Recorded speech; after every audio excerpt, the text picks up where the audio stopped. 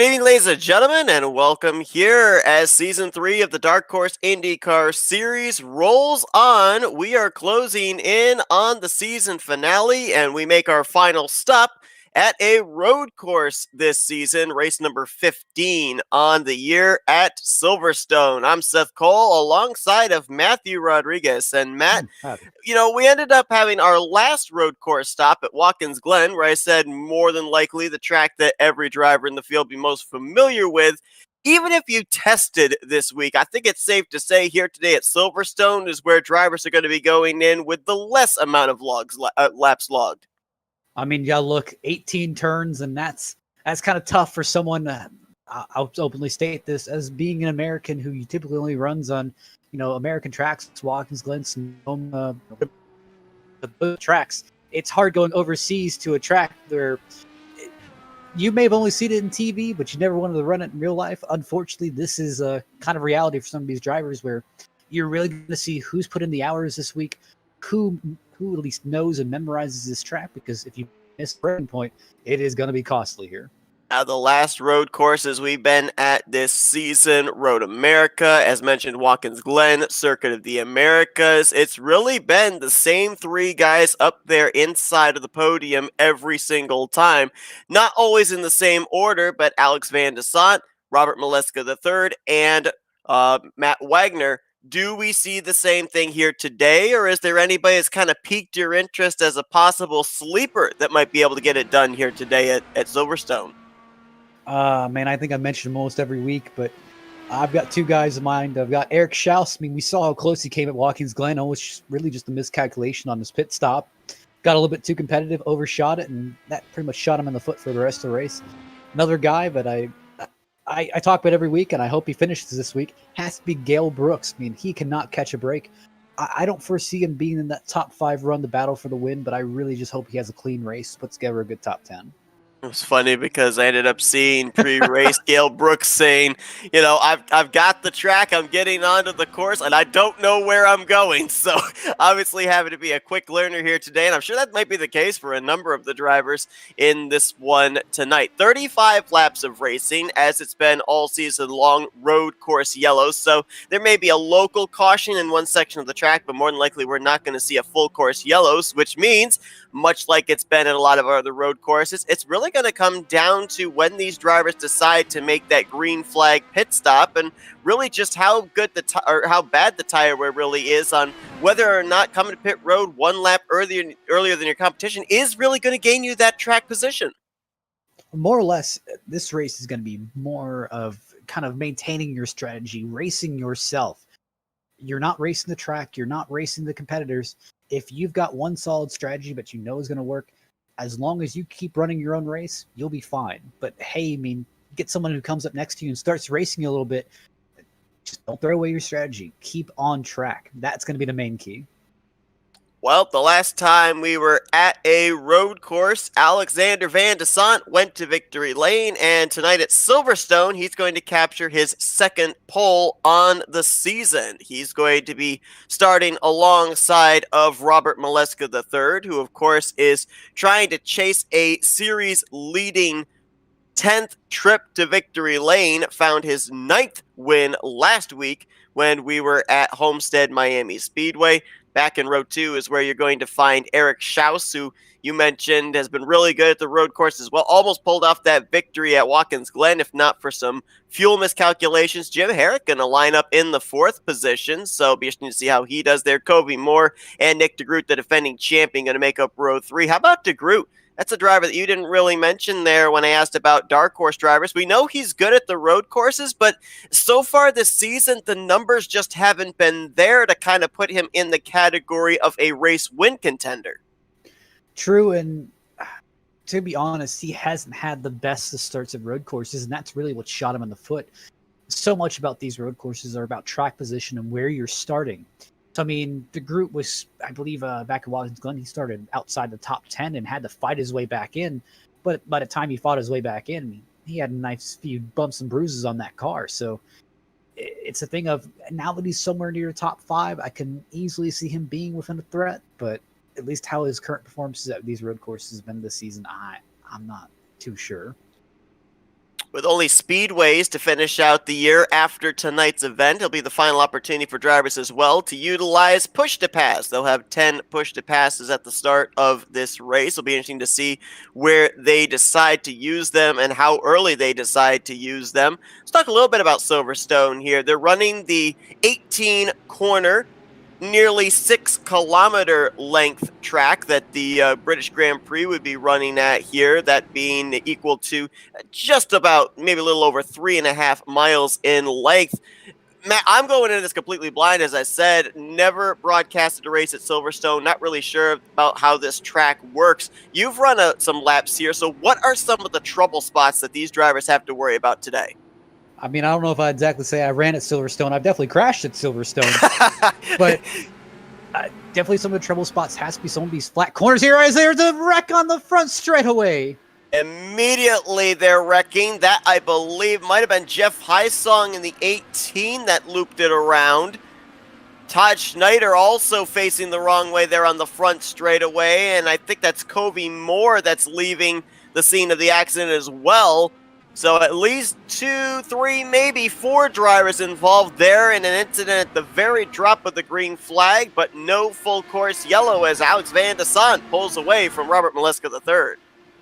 You know, I was taking a little bit of a look back at what happened there on the start, and it looks like Covey may have just got a little bit too quick on the throttle, and the same thing happened behind him with Forsyth, and those two, they did a great job keeping it off the inside wall, but hooked it right back into the field, and that's what kind of set a lot of this off. Well, you were talking about pre-broadcast, the fact that it's kind of a deceiving racetrack and the fact that you want to get back to the throttle as soon as possible, but you put the power down and the rear tires don't always take. See, that's the thing. I mean, at least when I was doing a few of my practice laps here, I mean, it was great on entry. It felt solid through the middle, and then it gives you that false confidence on exit where it makes you want to put the power down, and the moment you put the power down, it's saying, oh, well, I got no grip, so we can't go anywhere. Well, if there's at least one bit of good news for those drivers back there like Moore and Schneider, it's their incident took place early. So they've got another 34 laps to be able to try and recover. As we know at the road courses, if you run into an early issue, you've got time to maybe be able to mount a comeback. If you have trouble in the second half of the race, especially near the end, pretty much your opportunity for a comeback is slim to none. Pretty much, and I'm already looking here early. 2 people have already used push-to-passes here early in the race. Everyone is allotted 10 push-to-passes. Currently, it looks like Jimmy Drynan and Eric Schaus have been the quick 2 recipients of those on lap 1. So definitely, I think we ask this every race. Regarding push-to-passes, is it better to do them early or later on into the run? Because, I mean, early on, yes, you're all close together, and you have to be within 1 second to use that push-to-pass, at least 1 second within another car. But if you wait later in the race and use them, hey, you may have them in a tough situation, but if you use them early, maybe you can get a good track position. Yeah, quite honestly, I think that one thing that we touched on back at Watkins Glen was the field's going to get really spread out. We know this. It's been the case at every road course stop we've had here this season. So if you're within striking distance of somebody at the initial drop of the green flag, that might be the time to be able to use at least maybe half of your push to passes. Take advantage of picking up that spot ahead of you while you can, because more than likely at the end of the race, you may be on an island by yourself, nobody in front, nobody behind, and then you're stuck with these push to passes and not really able to use them to gain anything. All right, I'll be the counter thought here where, yes, you obviously don't want to wait until late to have all 10 push to passes, but I could say at least saving 5 of them. Because again, your push to passes, you have to be within 1 second of another car. Now, that doesn't mean it has to be a lead lap car, but it can easily be a lap car here where, you know, hey, if I'm fighting for 3rd place and I have a lap car coming to me as Gary Corley goes off the track. Going to bring it back up onto the racing surface. I think that might have possibly been over around turn 10. No caution as he's going to drop back to 12th. Just one more update on push to passes. I'm seeing Jimmy Drynan is kind of taking your advice here, man. He has been definitely using them up, already down to 7 here in lap 3. Right now in the 10th position, and he's within half a second. Oh, and as soon as we drop back to him, around goes that Dan Weldon tribute scheme. as he was trying to get ninth place from Eric Peterson. He's going to lose a spot to Nicholas Winook for his troubles, and now here comes Gary Corley, who was looped around just about half a lap ago. He's going to challenge for a spot inside of the top 10. Oh, and again goes Dryden still around. Spinning. Wow. Oh, and now Corley goes around. I keep telling you, these corners, again, and I'll say it again. The main thing about this is not one of those tracks where you have, familiar knowledge, or a lot of these drivers have familiar knowledge. I mean, again, most of these drivers, you got to remember Watkins Glen. Just about everyone has turned at least one lap of Watkins Glen, as Matt Wagner looks like he overshot the S's there. Absolutely did. I thought for a brief moment he might be going way too far, but fortunately he was in one of those areas where there was a little bit of a runoff, and wow, Gale Brooks going to tuck in front and make sure that he swings that car wide through the turn, able to pick up that 7th position. I'll let you continue on with your thought there. Yeah, but I've actually lost my train of thought, but the main thing is a lot of these guys, Watkins Glen, yes, you have at least turned one lap at, regardless of whatever layout it is, generally what the corners are going to be, where to brake, everything else.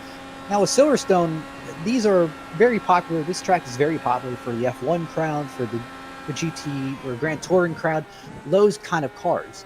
Now, if you come from more kind of a stock carish background, maybe a dirt carish background, this track will be entirely foreign to you. You will not know what's going on. And that's the main thing where a lot of these drivers, you may need to put in more practice hours than someone like Robert Miletzko, Nick de Groot, where, listen, they're experienced road course racers. They know what they're doing. So even if you do put them on a track they're unfamiliar with, they'll generally have an idea of what they're doing. I'm going to ask you, based on what we just saw there with Jimmy Dryden and Gary Corley, now obviously you talk about the experience coming into play, but I have to wonder too, a lot of drivers with early spins here, I know that tire heat plays a big factor into the amount of grip you're going to have, especially going into a braking zone, can play into the wheel hopping on the entry into a corner. With those early spins, would that heat up those rear tires enough that next couple of corners it just feels like the car's skating on ice? Realistically, I'm not really worried about the rear tires as much as I am the front tires. Honestly, I'm scared more of locking up the front tires here, because again, the moment I lock up these front tires and pretty much just start churning through them and burning them, and this car is going to plow through each one of these corners without even caring what we're doing. So the main thing is I got to preserve the front tires first. Now, the rear tires are definitely still important because that's what helps me get the power down off the corner. But front tires, at least steering first, power later. Robert Miletzko III still keeping Alex Van de Sant within striking distance. The gap right now about 0.7 of a second. Looking here at a good... Dryden goes back around and misses the wall. It's the same corner I believe that Gary Corley had an issue with about 2 laps ago, just around where the pit road entry would be. I think that's over in turn 15, a very wide sweeping right-hander. Talk about Jimmy Dryden. He's already down to 4 push passes. And that's the thing where I don't even know if he really wanted to use that many already, but it just was happening these spins. He kind of had to keep using them to keep up his position. But again, that's kind of delaying a bigger issue where it can dig you in a larger hole than you expect. We had a couple of drivers, I think, that started this race from pit road. Kobe Moore in the 15 and Todd Schneider in the 86. I believe both, I'm sorry, actually, correction. It was Schneider in the 86 and Jeff Heisong in the 18. They started this race from pit road. Heisong right now in the 11th position, Schneider back in 15th place and currently 1 lap down. Also, the Gale 76 Brooks runs wide. Doesn't spin it out, though, as this has actually been a good battle here with Forsyth, Wagner, and Brooks for 6th, 7th, and 8th. But Jim Brooks, I didn't see the 76 run into any issues. However, he is currently scored 5 laps down on pit road, and it's looking like it's an extended stay on pit lane. Don't know if he got involved in an early wreck back on lap 1 or not. Might have been involved in that. Heisong! Heisong, it looks like Forsyth might have just went around. I definitely know Heisong went around. Oh, Winook. It was Nicholas Winook. Yep, 33. Gets the thing refired. Jeff Heisong had actually worked his way up there inside of the top 10. Going to lose a couple of positions now, back to 11th place. A lot of drivers finding issues early on here in this one. That's about 7 or 8 drivers that have spun up to this point, and we're only 6 laps in. I mean, I'm kind of looking at the Winook kind of spin here. I understand what happened, where he was looking ahead and he saw the 18 kind of sitting in the apex of the corner, and he's like, "Uh-oh, what am I going to do?" And again, if you really try to rapidly apply the brakes in these and turn, truth be told, these cars can't really do two things at once. So that's kind of the perfect recipe to just kind of get the back end loose and just kind of spin it around. Battle for the lead is still there. It's been fluctuating between 0.6 of a second to 0.8 of a second between Van de Sant and Maleska, and just watching their lap times as well, they've been almost mirroring each other here for these first 5 laps. So I think for these two, it's going to come down to maybe the game of cat and mouse. Boy, if I could say words, that'd be great. Between who's going to come to pit road first and who is not, in terms of possibly gaining or, in some cases, maybe losing track position. I mean, right now, both of these drivers still running their fastest lap times. Van de Sant last time by 1:39.640. Absolutely. I kind of wonder if Maleska's just kind of toying with him a little bit, or just trying to figure out where he's running, because it could be a thing of maybe just Robert's not 100% confident in running this track here at the moment. He's just trying to, I mean, obviously, it looks like Alex got this figured out, so he's trying to learn from him. I believe when we talked with Robert last week after his victory at Homestead, he said that he hadn't logged any laps here at Silverstone, so you can bet he was probably very busy this week trying to get familiar with this road course. And yes, to your point, might be a little bit of hesitation and maybe trying to follow in the tire tracks of someone like Alex Van de Sant, who was fastest in practice. Obviously, looks like he's very comfortable here. We're actually going to take a lap around Silverstone on board our race leader, and I think the thing that we really need to focus on the most here is the hand movement, because if you see a lot of jerking to the left or right, that's a driver that's not really that comfortable going into these corners. Not really sure what the race car is going to do, but right now just seeing very smooth movement of the steering wheel here for Van de Sant. And you got to think here, I mean, really, realistically, if Maleska really wanted to get up to Van de Sant, or Van de Sant really wanted to pull away, I mean, they both have 10 push passes left, but they're just kind of feeling this one out here. And again, there's still a lot left running this race. I don't think it's go time yet. Right now, if we're looking for the best battle on the racetrack, we've got the battle for the lead, and we've got a battle for the 3rd position. Eric Schaus, Jim Herrick, and Nick DeGroot right now separated by 3 seconds. We'll drop back to that battle momentarily. It looks like it might actually be a battle for 4th place between Jim Herrick and the one of Nick DeGroot. That's now almost closed down to just a full second between those two drivers. You talk about the drivers not having a whole lot of familiarity with this track. We noticed those placards off to the right going into that corner, giving you an idea of just how close you're getting to the braking zone. Are drivers using those as guidelines, or do they maybe brake a little bit sooner just to make sure that thing is going to whoa up? Truth be told, this kind of demonstrates how bad of a road racer I am, but I mean, I always take those boards as almost a challenge where, I mean, I could brake at the 150, but let me see if I can take it all the way to the 50. But that's a perfect guide for some of these drivers where, right, so I can kind of ask my teammates. I can kind of relate to my teammates. If I'm someone like Covey Moore, if I'm someone like Nick DeGroot, if I'm not running the fastest corner as someone else, I'll be asking, hey, where are you braking? You're braking at the 150, you're braking around the 100. Well, no, I'm braking somewhere around 125-ish. Jim Herrick's holding down that 4th position, and a pretty good road racer in his own right. He's only run 3 of the previous road courses so far this season, but back at Road America, he finished 8th. Coda, he finished 6th, and then got his best road course finish a few weeks ago when we were at Watkins Glen, finishing in 4th place. So holding down a top 5 again here today. Absolutely. Just trying to figure out, Matt Wagner just used a push to pass. I think he's trying to kind of close the distance on Gale Brooks. And before we curse him again, definitely nice to see Gale Brooks running a good top 10 here. He typically isn't as strong on these road courses, so it's nice to see him kind of up here, at least fighting in a top 10.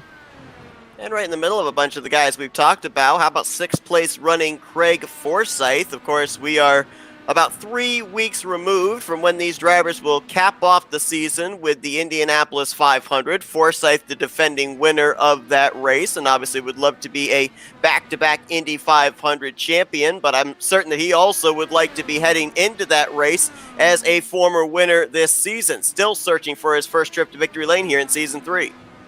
Well, you got to remember, we obviously have the Indy 500 to kick off the regular IndyCar season here, but there also is that special event where it's the double header, the Indy 500 and the Coke 600. I believe Indy 500 is taking place on a Saturday and the Coke 600 is taking place on a Sunday. It's definitely going to be kind of a marathon event, at least in my opinion. And no doubt about it. You got to wonder, dependent on who takes part in one or both, just how exhausted they're going to be after the first one to get themselves mentally prepared for the second one. Both very long endurance races. That battle for the lead has now seemed to open up just the least little bit.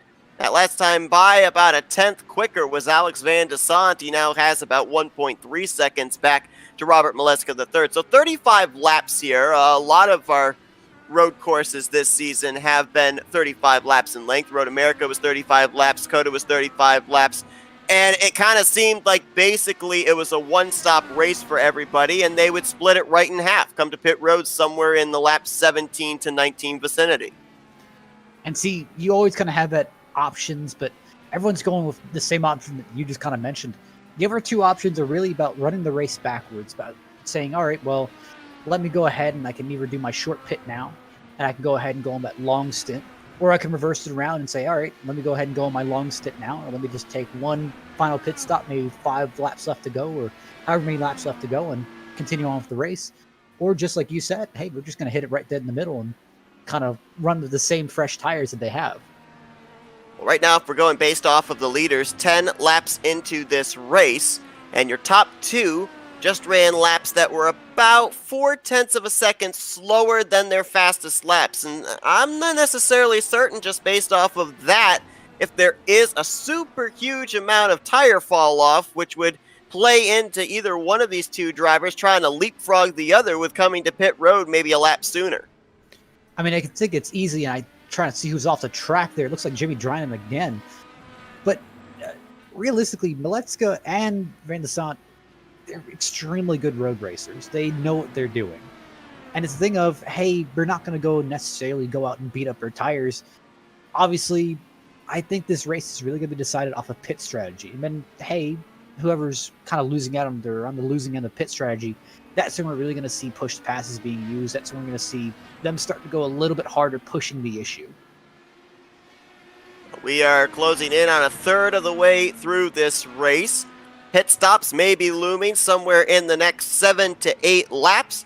And it's Alex Van de Sant leading Robert Maleska III, Eric Schaus, Jim Herrick, and Nick DeGroot. That is your top 5. We're going to step aside for a quick commercial break. You're not going to miss a thing as we're going to go FRN side by side here at Silverstone. It's a road few dare to travel. A journey filled with danger and unpredictability. So why do we traverse this road? Why do we take such a gamble? Because if we don't try, we'll never know what we could have achieved. That's why we strap in, rev up, and fix our focus on the ultimate prize. Because the reward is well worth the risk. The 2021 NNSCRA Daytona 500, Saturday, February 20th, exclusively on Flat Out Racing Network.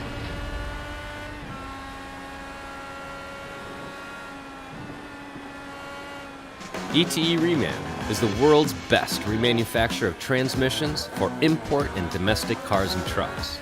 Based in Milwaukee, Wisconsin, our customers are repair shops, auto parts stores, dealerships, and distributors. And with 6 nationwide warehouses, we're where and when you need us. So when you're looking for a transmission that is like new, only better, instill confidence and install ETE Reman.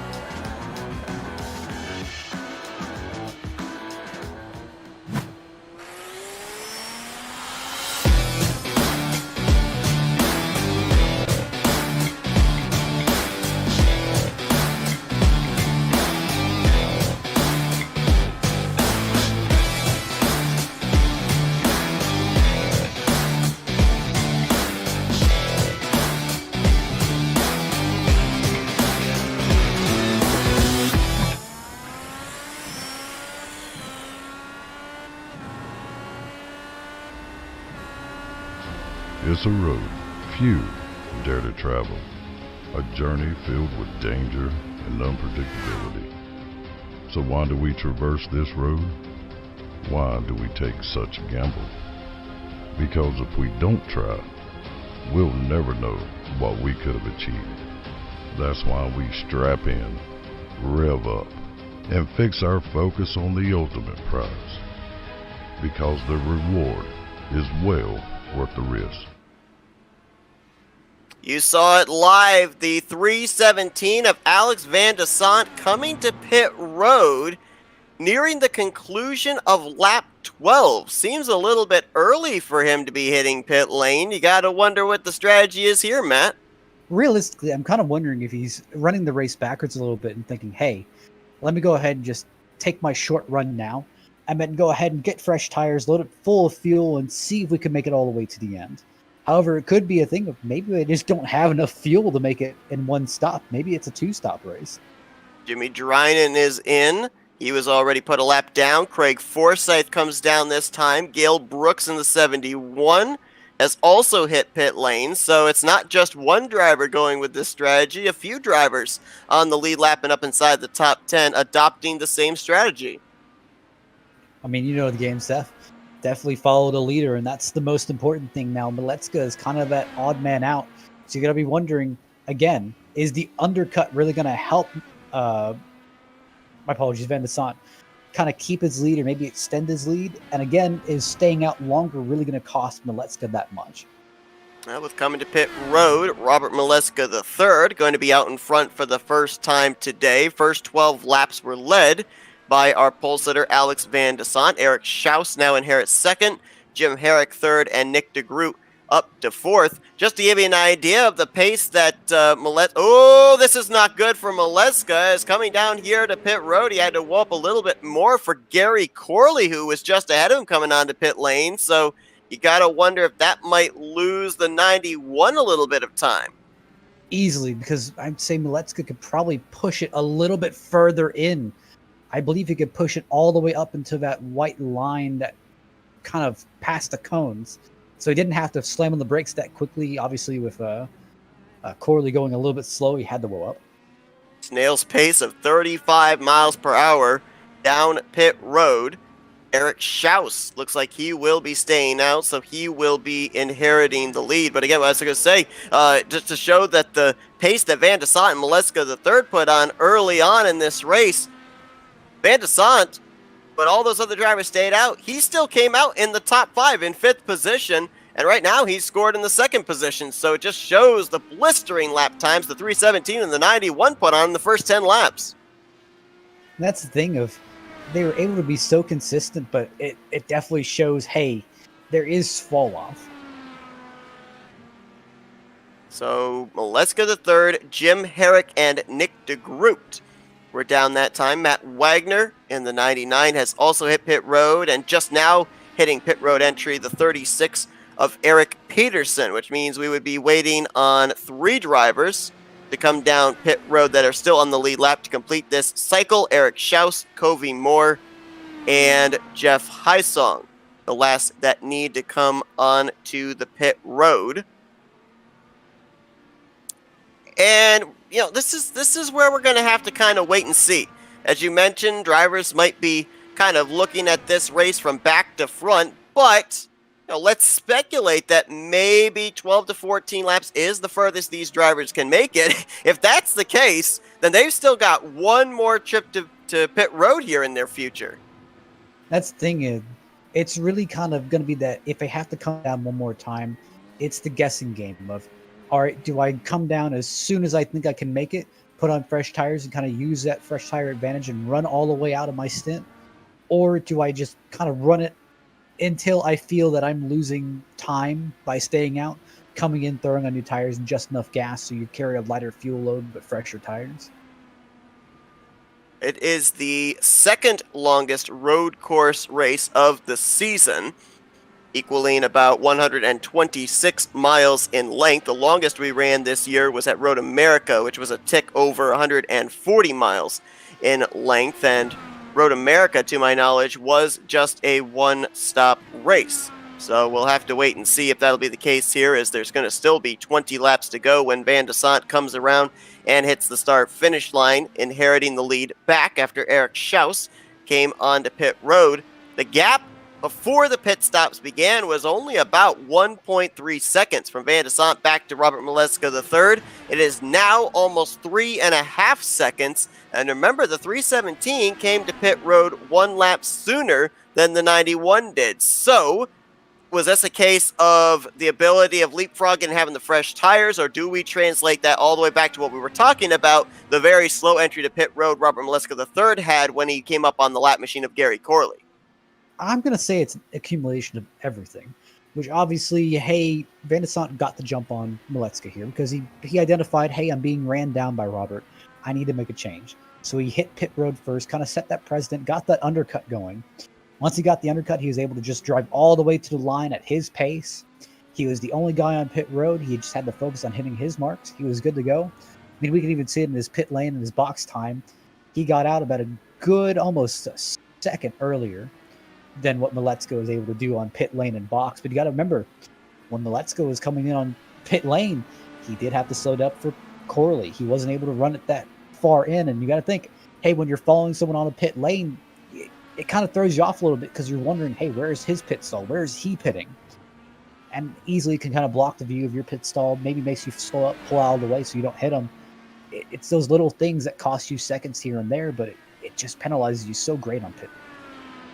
Pit stops complete after Jeff Hysong brought his number 18 to pit road. So it'll be Van de Sant the leader, Maleska the third in second, Schaus in third, Herrick fourth, Nick DeGroot fifth, Craig Forsyth, Matt Wagner, Covey Moore, Eric Peterson, and Gale Brooks complete the top 10. They are all on the lead lap. Gale Brooks, however, is only about maybe 11 seconds away from being put a lap down.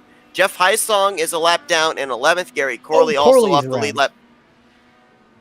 And, well, I was going to mention him in 12th. He may end up losing that position. No, he's running way farther ahead of Jimmy Drynan, so he'll still remain in 12th place.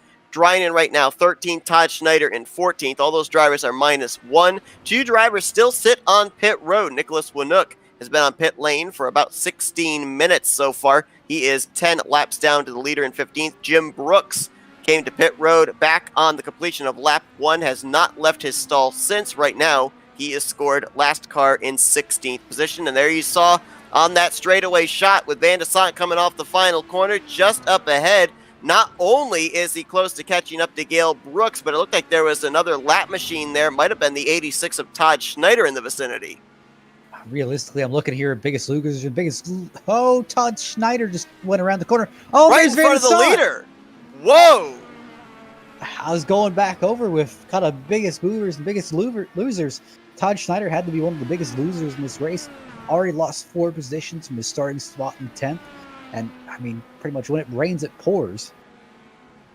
That was a close call for the race leader. Very fortunate that there was enough runoff there for him to be able to use, because if he had gone maybe another 10 feet forward, he would have been in the sand trap. That's kind of that heads-up awareness. And, you know, coming to look at it, it doesn't look like Maleska actually managed to gain that much from it.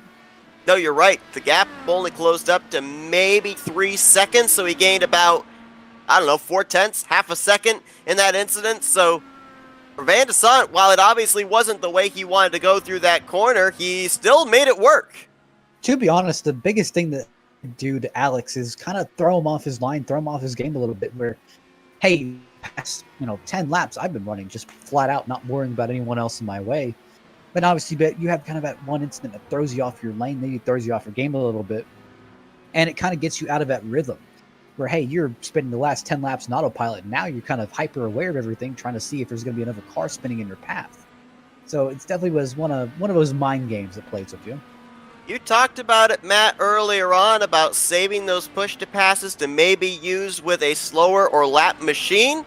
Robert Maleska III did just that moments ago as he was behind Todd Schneider. Used one of his push-to-passes to try and see if he can close up the distance between himself and Van de Sant. Both the 317 and the 91 had all 10 of their push-to-passes left when they completed that first round of pit stops. Maleska has used 2 since his pit stop. That's the thing where he's kind of realizing how dire this is. Where, listen, he's not gaining any time on Van de Sant, even with him having that mistake. Where it's obviously Alex knows something that he doesn't, and that pit stop really hurt him from being within that distance to be able to use push passes, kind of track him down from a second back. So he's obviously taking advantage of any lap cars that are kind of within his 1 second mark.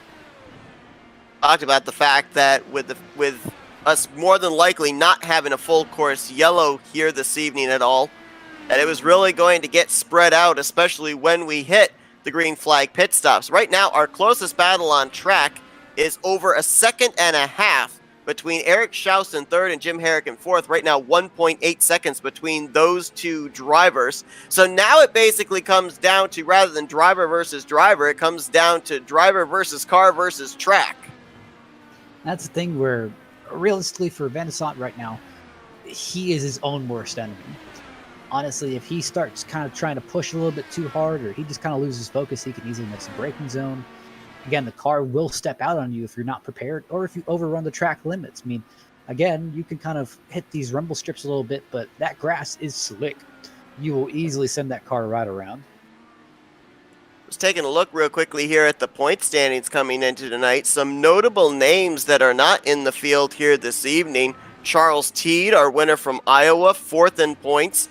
Victor Santos, 8th in the stands, and Dylan Moskowitz, 10th in points. Now, obviously, at this point in time, it's easily looking like Robert Maleska III is going to lock up this championship, but there are still spots in the standings that are up for grabs, still some great battles that are going on from second place on down, and with a couple of drivers deciding not to take to the winding curves of Silverstone here tonight, it's going to make things interesting down the home stretch at Pocono, Michigan, and of course the season finale at Indianapolis. Well, kind of shedding light on something that we really haven't been following that greatly this season has to be team standings. I mean, obviously, Tristan Trojan just kind of has run away with the team championship here by over 130 points. But, you know, if you go back past that, there's a really tough battle for second with Speedy Snails and Factory Backed. Obviously, Factory Backed not having the greatest this season, but they have been able to pull out a win. Also got LMCgear.com. They're kind of in the conversation there as well. And right now they've got you got one of their drivers actually running that quite well in this race in Jim Herrick, holding down that 4th position for LMCgear.com. You know, I'm actually going to make the joke. I mean, I'm seeing Sky High Motorsports down there, and I'm thinking like Low Ground Motorsports here. They are not having the greatest season. Nope, not at all. As we are now past the halfway point in this race. I was just kind of thinking of something here, and you can weigh in on this. I mentioned here at the top of the program, it's the last road course stop on the season, and while that's true... Oh, but let's go overran the track! Well, looks like he's able to still keep it going. I noticed just moments ago, too, Van de Sant drove over one of the rumble strips maybe a little further than he wanted to. All right, so I'm going to put the point I was just going to bring up in my back pocket here. I'll save that for later. I'm going to ask you a different question here, just in the fact of what we just saw right there. I mean, we talked about the fact now it's driver versus car versus track. Is there a way you can get into your own head and think, can I do something a little bit different to either gain time on the driver I'm trying to run down or gain time on the guy I'm trying to run away from and then make those mental mistakes? Easily. I mean, here's the thing. Right now, you kind of have to look at it from Maletska's perspective here, where he's kind of racing alone here. He doesn't have any cars around him. It's just him and the 18 corners in front of him. And it's a thing of where your mind just kind of starts playing games on you, and you start to see that relative in your bottom right-hand corner saying, well, he's gaining time on me. He's already pulled away 3-4 seconds. That's a little bit of concern. What is he doing that I'm not? You're going to start experimenting, going around the track, running different lines, but again, when you start focusing on that more, it really throws you off your game. It will make you slower because you're trying different things and you won't see immediate results. So you start to swap over to another line and another line and another line, and it's an endless battle. And the thing that probably plays the most into you experimenting more and more is what we see up on the top left of our screen. The ticker with the laps going down lap after lap means your opportunity to be able to gain said ground continues to slip away by the second. riding on board here with Jim Herrick. There's a couple of drivers that still have all 10 push-to-passes available to them. Race leader Van de Sant is one. Jim Herrick is another. I got a feeling, though, he may start using his push-to-passes sooner rather than later because the last couple of laps, he's been running about a half second faster than Eric Schaus. He's less than 2 seconds behind him. If he gets up and gets just a sniff of the draft with that 72, he will definitely be using some push-to-passes to make this a battle for third place. Thing where obviously some of the guys earlier to use that's why I always say it's a great time to have kind of a balance of, hey, you use maybe 5 at the beginning of the race and 5 at the end of the race, 5 when you're at the beginning part of the race when you've got so many people around you. That's really the part where you can start making up positions. Then maybe 5 to keep when you kind of run across an occasional lap car, or again, even a lead lap car comes around you can still use a push to pass because you're within 1 second of you. Well, up to this point, all 16 drivers that took the green flag were still scored in the race. We have officially had our first retiree. Gary Corley has had enough of Silverstone here tonight after multiple spins. He has DNF'd from this evening's event.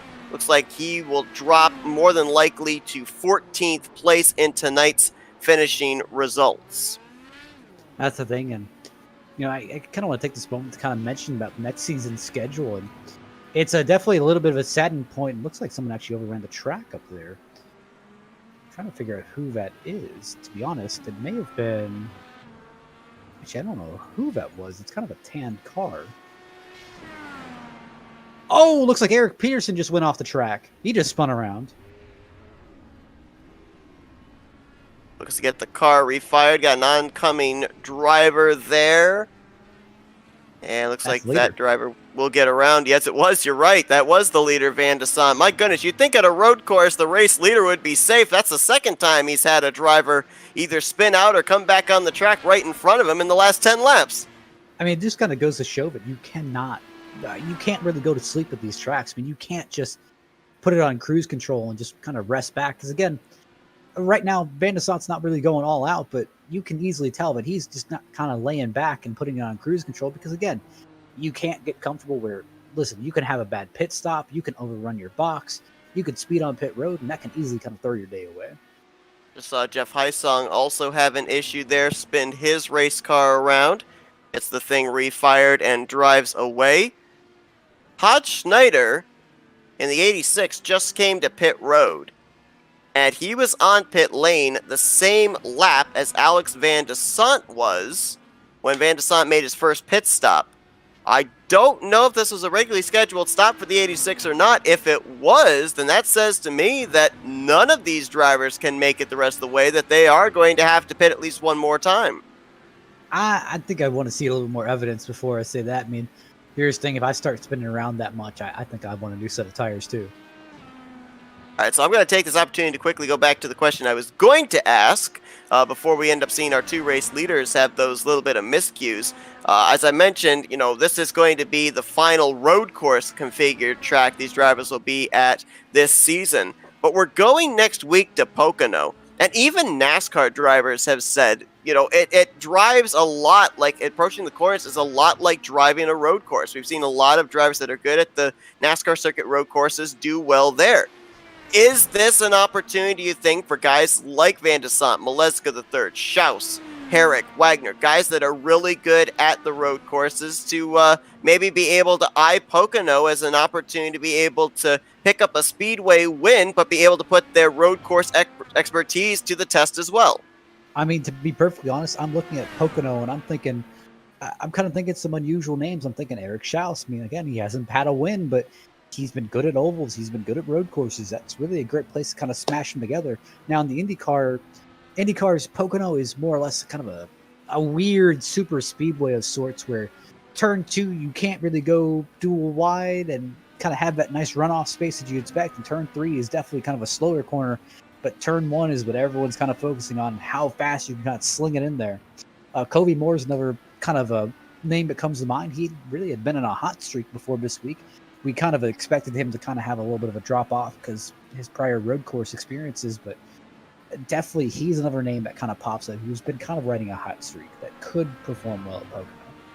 Obviously, we had drivers that we knew were going to be really good here today just based off of their previous numbers at road courses, but I think a number of drivers came into Silverstone today just looking to survive and get the most points they possibly could. Robert Maleska III, after he had that issue, last couple of laps he has been slower than Van de Sant, but that last time by, he picked it up by 3/10. He is now about 3.5 seconds behind Alex Van de Sant, and if indeed these drivers do not have to pit for the remainder of this race, it is time to go for that 91 machine, as we are now at 12 laps remaining here tonight at Silverstone. We're going to step aside for another commercial break, and then we'll be bringing it back here for the finish, as you're watching Flat Out Racing Network's coverage here from Silverstone for Season 3 of the Dark Horse IndyCar Series presented by HyperX.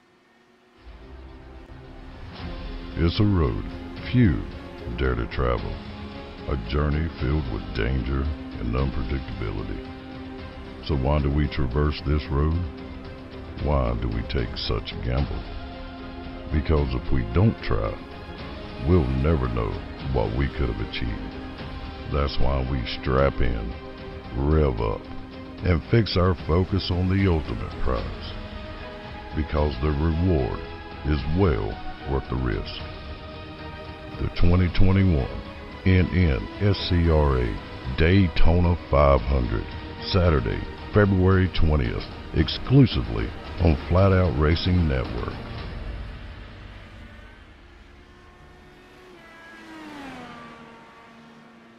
ETE Reman is the world's best remanufacturer of transmissions for import and domestic cars and trucks. Based in Milwaukee, Wisconsin, our customers are repair shops, auto parts stores, dealerships, and distributors. And with 6 nationwide warehouses, we're where and when you need us. So when you're looking for a transmission that is like new, only better, instill confidence and install ETE Reman.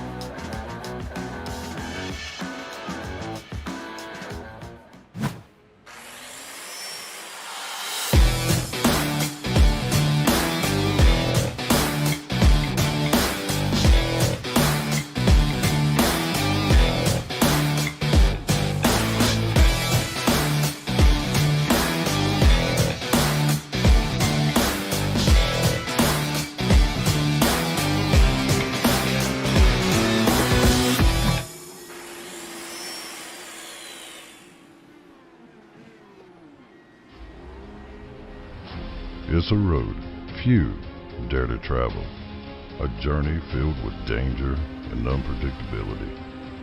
So why do we traverse this road? Why do we take such a gamble? Because if we don't try, we'll never know what we could have achieved. That's why we strap in, rev up, and fix our focus on the ultimate prize. Because the reward is well worth the risk. The 2021 NNSCRA Daytona 500, Saturday, February 20th, exclusively on Flat Out Racing Network.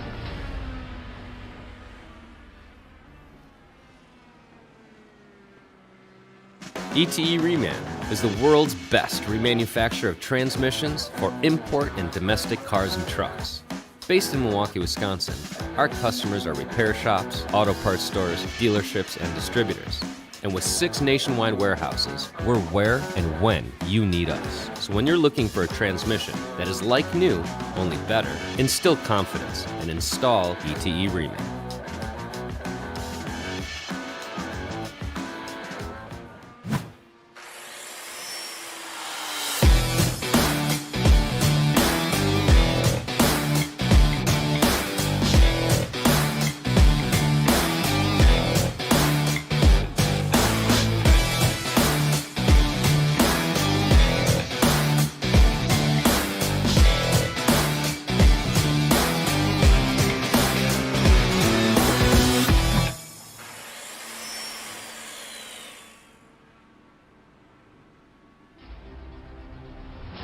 It's a road few dare to travel, a journey filled with danger and unpredictability. So why do we traverse this road? Why do we take such a gamble? Because if we don't try, we'll never know what we could have achieved. That's why we strap in, rev up, and fix our focus on the... Well, you saw it happen live there on FRN Side by Side. Final pit stop of the day for all of these drivers. The latest of those, Robert Maleska III. He's now come off of pit road, and he has closed up the gap here, Matt. It's now about 2 seconds. Matt Wagner. Spinner right in front of the leaders. Matt Wagner facing 90 degrees the wrong way. Fortunately, it was in a wide sweeping left-hander. The leaders were able to get around him, but it's now less than 2.5 seconds, 2.2 officially, between Van de Sant and Maleska III. And Maleska's got those one-lap fresher tires.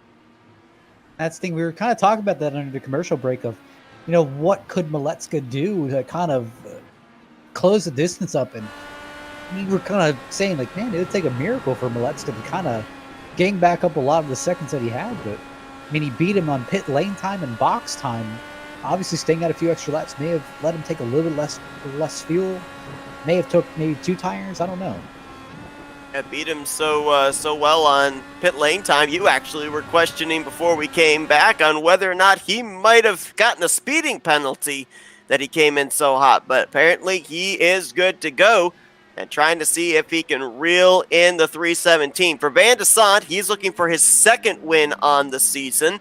His only win so far at the road course of Watkins Glen. For Robert Maleska III, on what's a championship season for him, he is looking for his 10th trip to victory lane. And it's going to be 8 laps to settle it out between these two in just a moment. They just crossed the start-finish line there.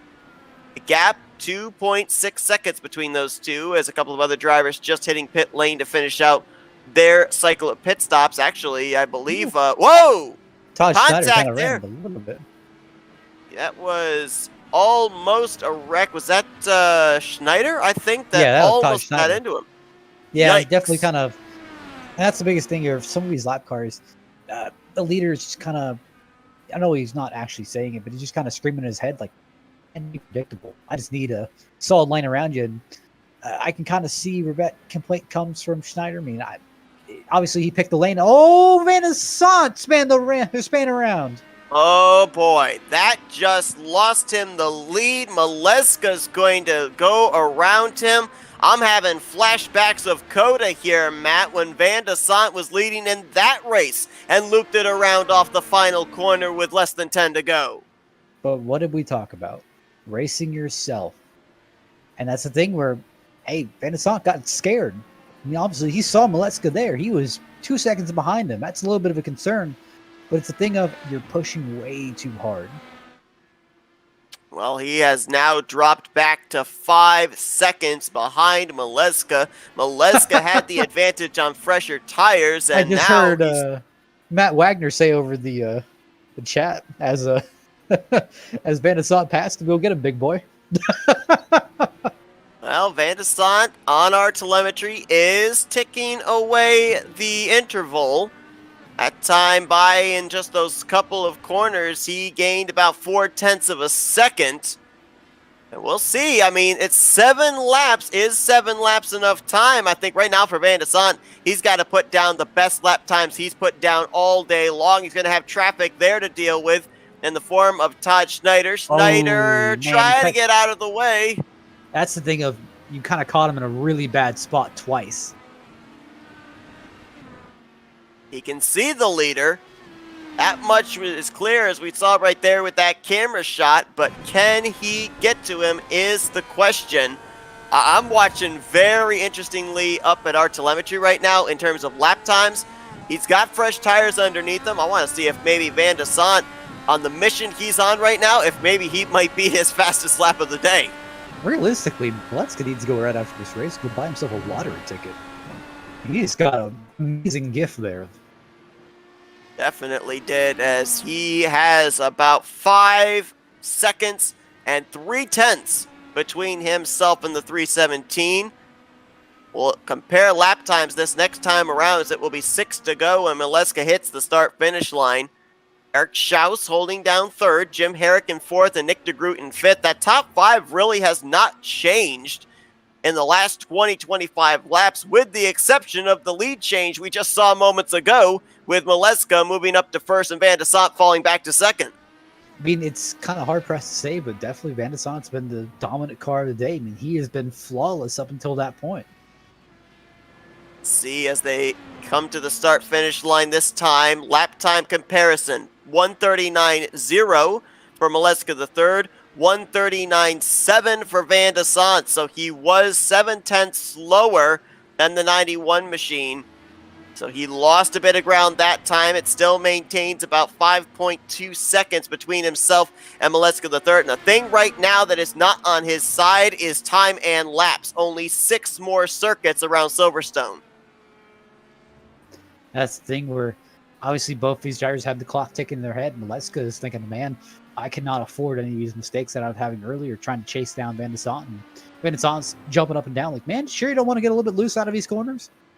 Well, I mean, if we go back to Coda, remember these two had a very spirited battle in that one. And when Van de Sant spun out, Maleska kind of waited up for him, wanted to make a race out of it. He's not waiting for him here today, at least at this point in time. He continues to grow the gap, now 5.4 seconds between those two.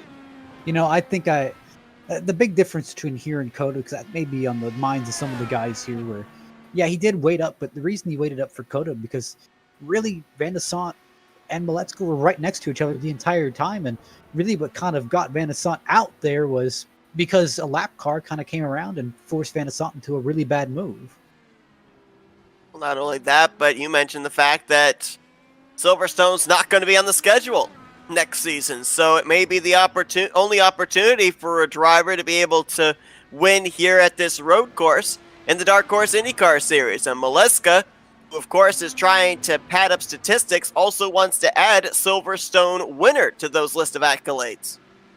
Absolutely. But it kind of hangs in the back of your head that, yeah, you kind of want the whenever here's the thing, like if you do decide to come back to Silverstone in maybe season 5, since the season 4 schedule is posted, maybe season 5, season 6, I mean, you want that kind of prestige of hey, I mean, last time they decided to race at Silverstone, guess who won, or guess who dominated this race? That's kind of the ego pushes that I prefer. And get those bragging rights heading into the next race if it ends up coming up on a future schedule. Absolutely. 4 laps to go as the 91 hits the start-finish line. Gap has closed up.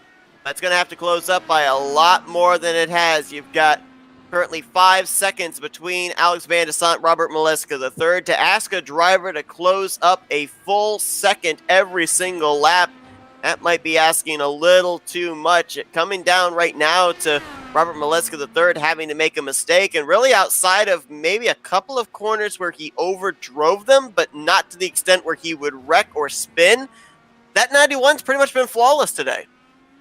And that's the thing where Maleska has done a really good job of trying to limit mistakes. Not saying he has been mistake-free today. We've definitely seen a few times where he has overrun the track and has pushed a little bit too hard, but it's kind of the thing of he's in the right place at the right time, limited all of his mistakes today, where, listen, when he had mistakes, they weren't that big, and they really weren't in a position where, hey, it was do or die. And unfortunately with Van de Sant, he was the same way. He'd been flawless all day until, hey, just not fun around. And how about this? Robert Maleska III, 32 laps into this race, just ran his fastest lap, a 1:38.923.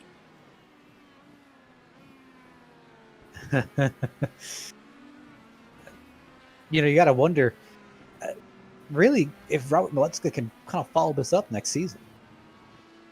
Yeah, there's no doubt that he is going to be a driver with a bullseye on his back for everybody, just with the dominant season he has had so far and may continue to have here down the home stretch. Of course, has the championship locked up. 214 points over Van de Sant coming into this race.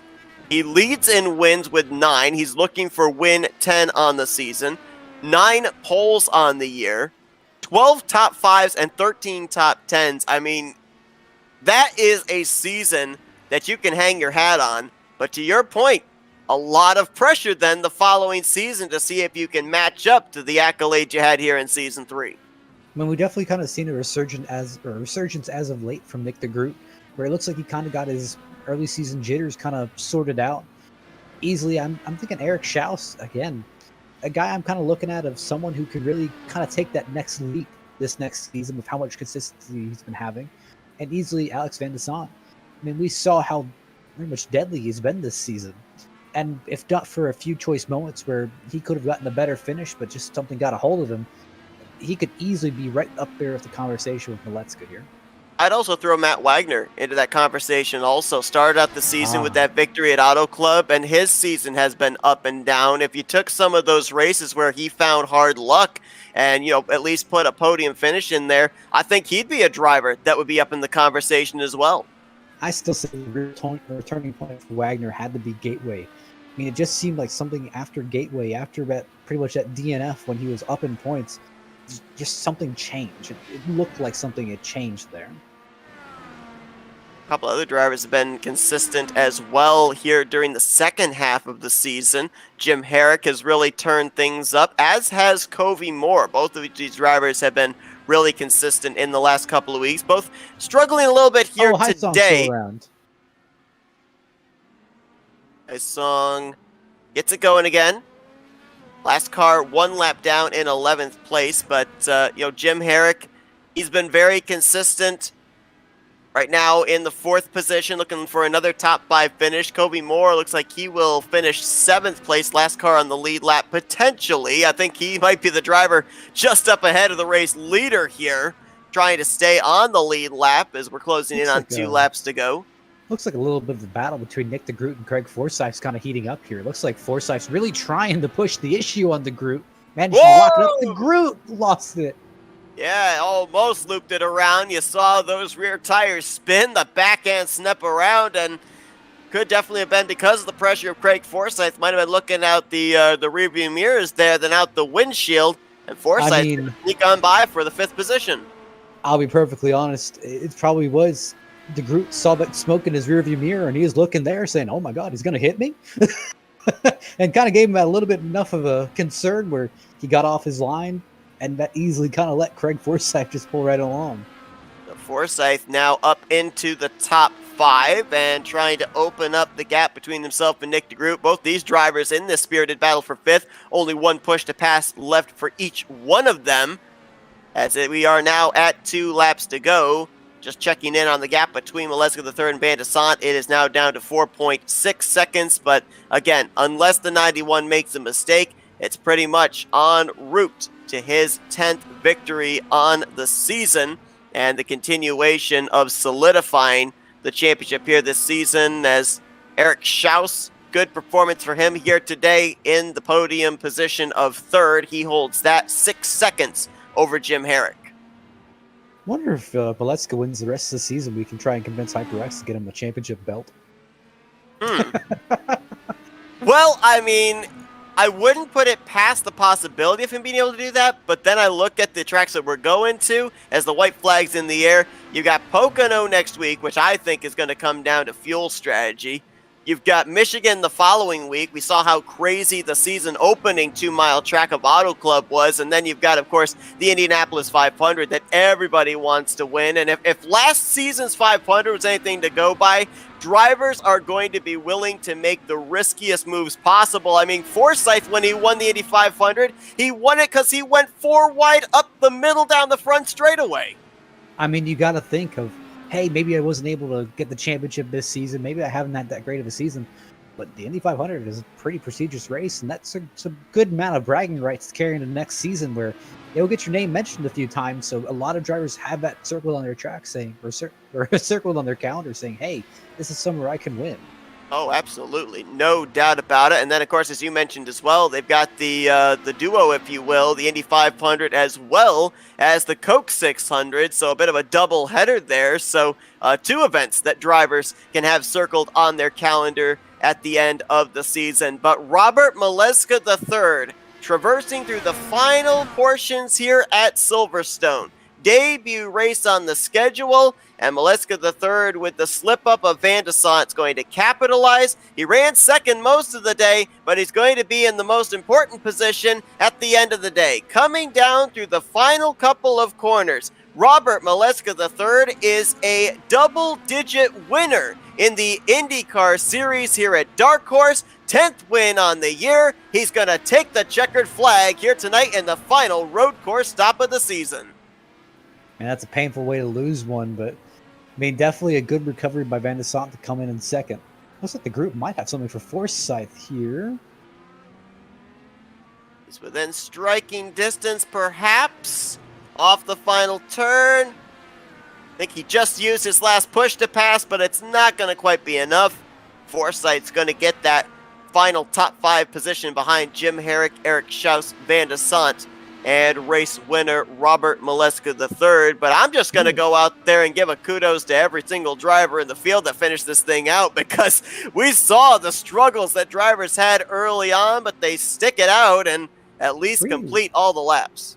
Realistically, really good recovery from both Forsyth and Covey here. I mean again, Covey kind of kicked off at lap 1 first straightaway incident with him spinning around. Forsyth followed him in. I mean, definitely great recoveries for those two.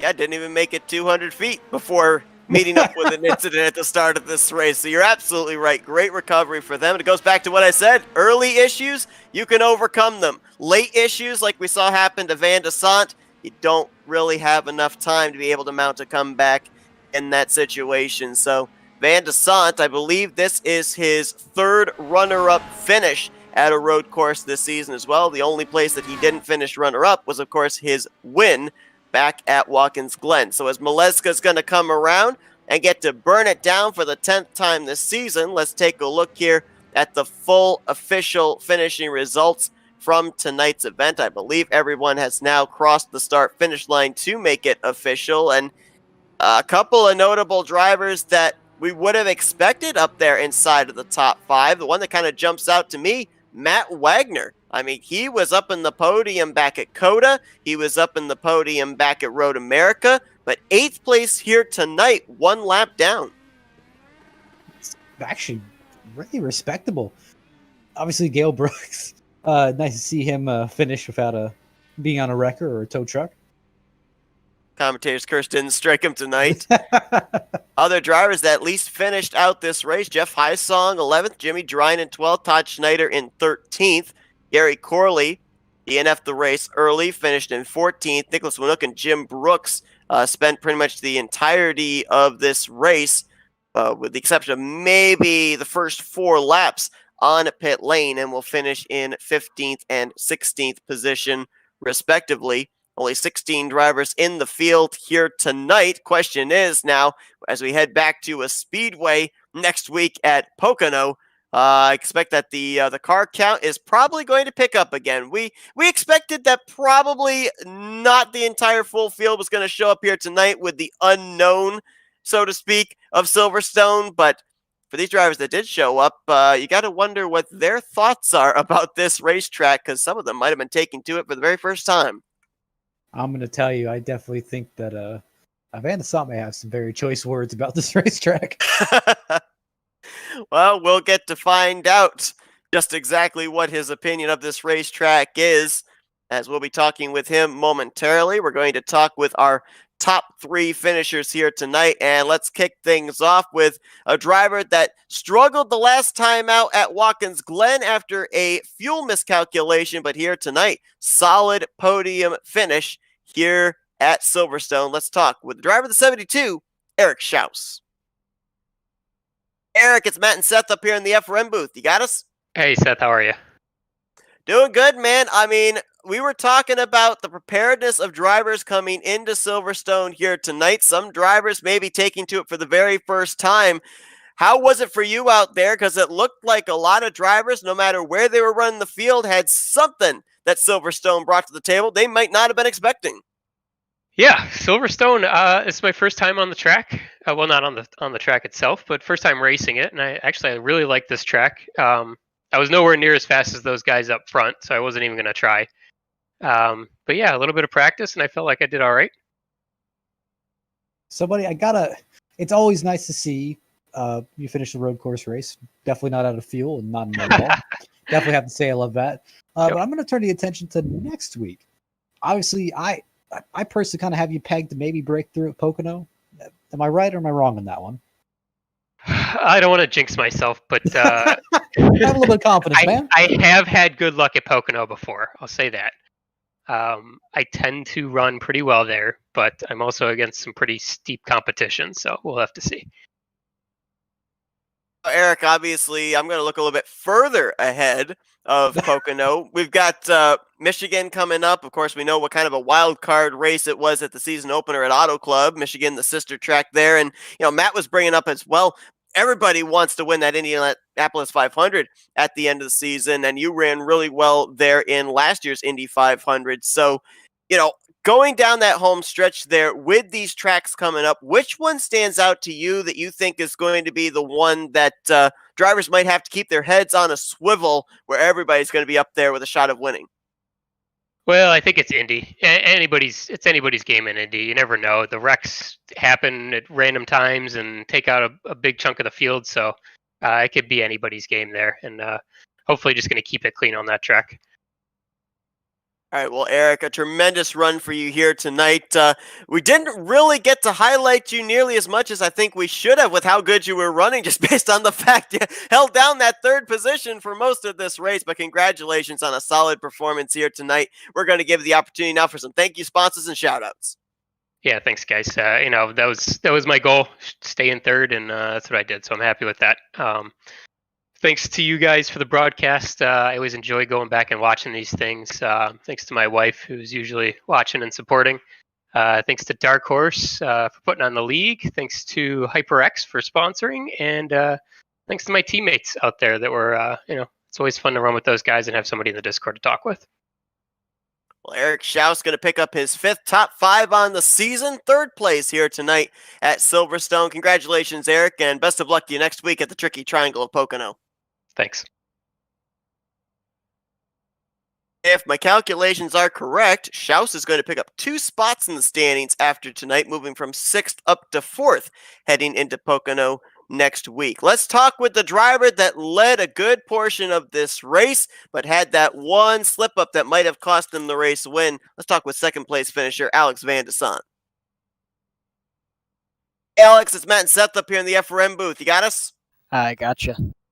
Man, I can only imagine what is going through your mind right now. Had the strongest car of the day and had that one little slip up there near the closing stages of this race. First off, got to ask, we caught the tail end of that spin, but what was it that led to that car snapping out from underneath you?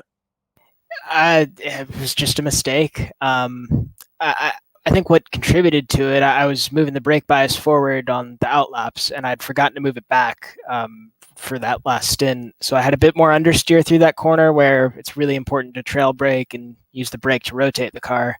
And so I just had a bit more gas out of the corner than I needed and spun it around. Definitely, I kind of have to say that that's a heartbreak. But Yeah. I'm gonna. That's kind of an understatement of the century, but I'm gonna hopefully put it to a little bit of lighter topic. Let's go ahead and look at next week. Now, Pocono is kind of that track where it combines a little bit of road course with a little bit of super speedway. How you looking there? Yeah, I've had mixed luck at Pocono. I've won 1 or 2 league races there, and I've been in others. So I've never run it in this car, so I really don't know what to expect with that. It'll definitely be packier than the IR18 races, which could make it interesting, maybe easier to pass. But yeah, we'll see. I'll have to get a lot of practice in. Alex, take nothing away from the performance you had here tonight. I know you wanted to pick up this victory, but still, strong race car. You bring it home in the 2nd position. Your numbers at road courses this season have been absolutely incredible. Of course, that win at Watkins Glen earlier on in the season as well. So congratulations on a great performance overall, nonetheless. We're now going to give the opportunity for some thank you sponsors and shout-outs. Yeah, thanks. Big shout out as always to Team LMCgear.com. It was a great team result too. Craig and Jim in the top 5. So that's good team points. And then as well as Happy Trails Chili Company. Yeah. That's Alex Van de Sant, second place here tonight at Silverstone in the final road course race of the season. And best of luck to you, Alex, as well, down the home stretch here, Pocono, Michigan. Of course, maybe be able to get that big one there, the Indianapolis 500 at season's end. Yeah, we'll see. Looking forward to it. And now let's see if we can go down to Victory Lane. No stranger to Victory Lane. He's there for the 10th time this season. Let's talk with Robert Maleska III. Hey, Robert, it's Matt and Seth up here in the FRN booth. You got us? Yeah, I got you guys. Wow. 3 wins at road courses this season. The only other road course that you didn't win at, you've ended up finishing second place. Your numbers here at road courses have been incredible. Your numbers everywhere have been incredible. But we just talked with Van de Sant after he spun from the race lead. You're running in second place. All of a sudden, you see the smoke, you see the leader, and you're going by him to take the top position. What were the thoughts going through your mind at that time? Yeah, I mean, first I have to, shout out Alex. He's one hell of a driver. He's insanely quick on these road courses, and he keeps pushing me to get better and better here. Something I'm not great at, but I just instantly felt bad for Alex because you guys know, like I've won a lot. I don't need these wins, and if I'm gonna race someone for the win, I want it to be clean and not have anything kind of ruin the race. So part of me wanted to let up a bit and almost let Alex catch up so he has a shot, because I think all race we were dead even on pace. It seemed like the track slowed down from practice by about half a second. But, yeah, that's all I can really say right now. So, obviously, Robert, I'm kind of in that personal opinion that you really should go out and get a lottery ticket tonight, because that was definitely a lot of luck that kind of came in. But let me go ahead and I'll ask the same question I've been asking everyone, which is looking at next week. Since next week kind of has Pocono, nice to combine that kind of that road course feel with that super speedway racing. How are you looking there? I tend to enjoy Pocono a lot. It's another, multi-groove racetrack that can have some very good racing. So I'm hoping, we can put on a show there and it's incident free. Got one quick question here, Robert, that I noticed back, I think it was on lap 32. 3 laps away from the conclusion of this race, you laid down your fastest lap of the race. Was it just that you were in a comfort zone there and just being able to concentrate on hitting your marks, or were you in a mentality of, hey, there's a chance that maybe, just maybe, this 317 might reel me in here before this race is over. I got to make sure that I lay down some Q laps, keep him at bay. Nah, I think I'm not going to speak for Alex, but I think we were both running at about 95%. Because if we were at 100% that whole race, we would probably spin once or twice. And I think that whole race, I was just kind of taking it easy. And then I tried to go for a bit quicker lap because I wanted the fastest lap of the race. And I guess I got it. Well, Robert, we keep talking about the accolades that you have racked up here this season. Double-digit wins now with your 10th trip to Victory Lane. You continue to grow that points lead. You're a lock for the championship, and definitely looking like we're going to be talking about you quite a bit when we get to the upcoming races of Pocono, Michigan. Of course, that Indy 500 main event at the end of the season as well. Congratulations on yet another victory here tonight. We're now going to give the opportunity for some thank you sponsors and shout-outs. Yeah, thanks, guys. Thanks to FRN, you guys for announcing, HyperX for sponsoring the series. And, let's see if we can have a good, clean race at Pocono, because I think it's going to be pretty much a pack race. So we'll see how that goes. That's Robert Maleska III. He goes 3 for 4 at road courses this season and trips to Victory Lane. His latest here tonight at Silverstone. Congratulations, Robert. Thanks, boys. Final road course stop of the season in the books. 2 different drivers have been to Victory Lane at the road courses, but Matt, from here on out, it's big tracks. We got Pocono, we got Michigan, we got Indianapolis. And as Robert pointed out next week, the tricky triangle with pack racing. That's going to be interesting. 3 different corners, all entirely different. Yeah, realistically, I'm hearing all those tracks that you just mentioned. I'm thinking, man, these are a lot of big packs. And I'm thinking, man, we're going to be playing high-speed pinball here.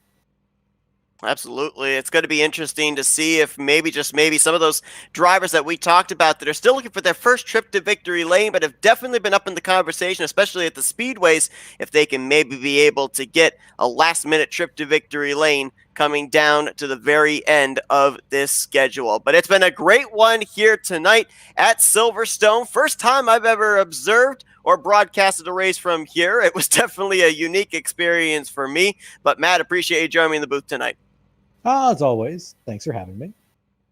Thanks to everyone that tuned in this evening. Hope you guys enjoyed our coverage. Be sure to tune in tomorrow night. We've got the Rolling Thunder Gaming All-Star Race, Super Speedway style. It's the open qualifying race, actually, to qualify into the open or into the All-Star Race next Thursday night. And then we've got Backfire that we're going to be bringing you action from Texas Motor Speedway on Friday evening. So a lot on tap to close out the week here on FRN. For Matthew Rodriguez, I'm Seth Cole. Thanks for tuning in here tonight. You've been watching another broadcast courtesy of the Flat Out Racing Network.